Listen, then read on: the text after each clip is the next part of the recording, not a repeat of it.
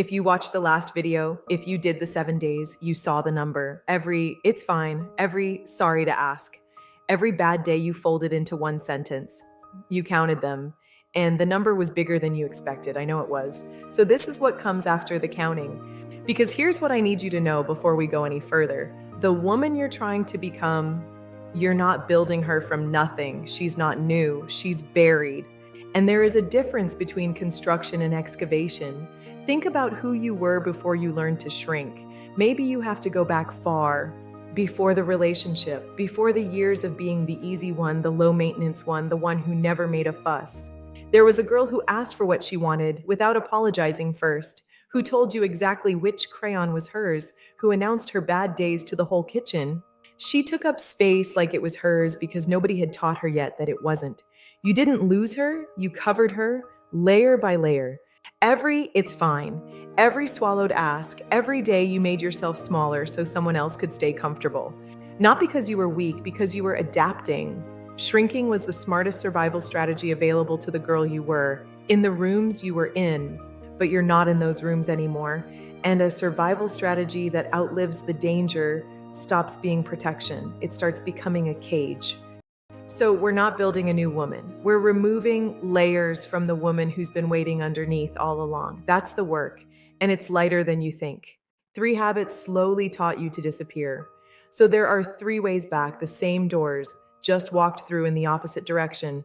The first return is this: from "it's fine" to naming it. You don't have to make a speech. That's what stops most women. They think honesty always has to become confrontation. It doesn't. Sometimes honesty is just one true sentence where the reflex used to be, "Actually, that stung a little." That's enough. You're not asking anyone to fix it. You're simply refusing to file it away. The first time you say it, your voice might shake. Say it anyway. The shake isn't failure. It's a layer coming off. The second return is from "apologize needs" to plain asks. Here's your new rule. Delete the apology. Keep the sentence. "Sorry, can I ask you something?" becomes, "Can I ask you something?" "Sorry, I know you're busy," becomes, "When you have a minute, I need you." Notice something? Nothing rude appeared. Nothing demanding appeared. The sentence worked perfectly without the apology. It always did. The sorry was never for them. It was a payment you kept making to a debt that never existed. The third return is from the one sentence bad day to the full paragraph. The next time someone you trust asks how your day was, and it wasn't a good one, give it 3 sentences before you turn the conversation back to them. 3. Count them silently if you have to.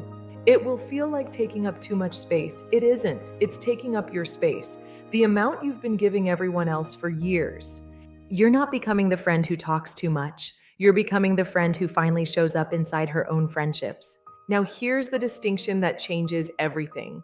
Almost everyone selling you self-improvement is selling renovation. Become someone new. Upgrade yourself. Build version 2. I'm telling you something different. This is restoration. You are not a construction site. You are a painting under dust. And restoration feels different from renovation. You can tell which one you're doing by how it feels. Renovation feels like performing. Restoration feels like remembering. Renovation exhausts you because you're trying to maintain someone who doesn't feel like you. Restoration steadies you because every layer removed makes you feel more like yourself, not less. That's how you'll know it's working. Not because you suddenly feel impressive, because you feel familiar, like walking into a room you grew up in, like hearing your own name in your own voice. So here's the practice, and notice how gentle it is. 1 act of unshrinking each day, just 1. You choose the door. Name 1 true feeling, make 1 unapologized ask, give 1 hard day, it's 3 sentences, just 1. Don't rush, don't try to do everything by Wednesday and burn out by Friday. 1 layer each day, carefully.